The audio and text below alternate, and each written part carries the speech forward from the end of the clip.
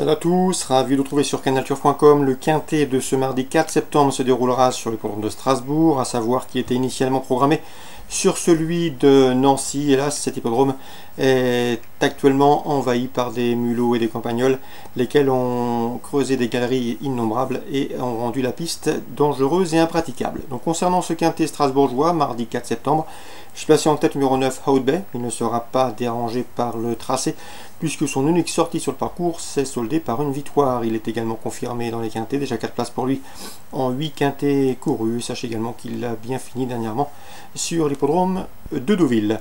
On lui posera le numéro 8 Zariano, le numéro 7 Sir Bibi, respectivement affichés 2e et 3e d'un quintet référence disputé à Deauville le 18 août. Le numéro 1 Rubens, c'est le tenant du titre dans cette course qui était l'an dernier programmée à Nancy. Le cheval a bien fini dernièrement 5e dans un handicap bien composé à Deauville. Le numéro 5 Vecalto, lui aussi est confirmé à ce niveau. Il a terminé 4e du quintet référence du 18 août à Deauville. Le numéro 13 Meandro est à mes yeux un bel outsider. Pour ses débuts dans les quintets, il s'est classé 3e à Châteaubriand.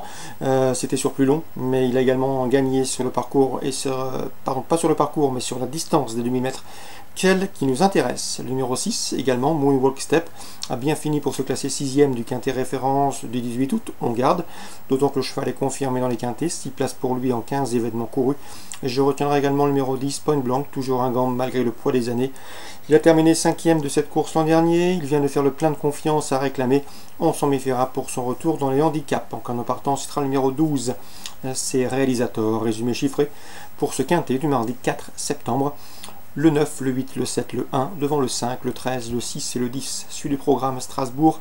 Dans la première, je vous conseille 2 chevaux. Le 103, Dick Love, qui a remporté sa dernière prestation réclamée. Le numéro 1 également, Mazeltov, confirmé à ce niveau. 103, 101. La 7e, le 701 Kick and Rush s'annonce redoutable. Le cheval possède non seulement une excellente chance théorique, mais il reste sur 4 podiums consécutifs à ce niveau, dont une victoire dans un récent réclamé à Moulins. Et le 707 Darrell Rivers, qui compte 2 victoires en 4 sorties dans les courses à réclamer. Résumé chiffré pour Strasbourg, la première 3 et As, la 7e 1 et 7.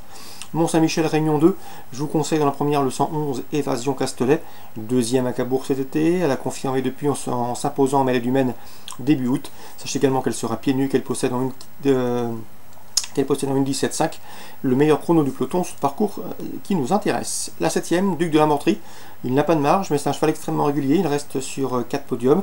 Sachez également qu'il est performant encore à droite, qu'il est en forme, et mon avis dans ce lot, il devrait une nouvelle fois être dans le coup. En tout cas, Sylvain Dupont en attend une nouvelle fois un bon comportement.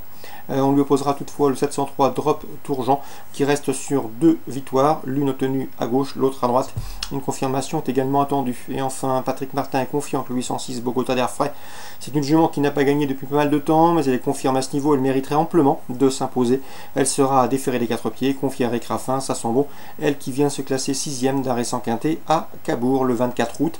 Sachez qu'il faut impérativement lui masquer l'effort.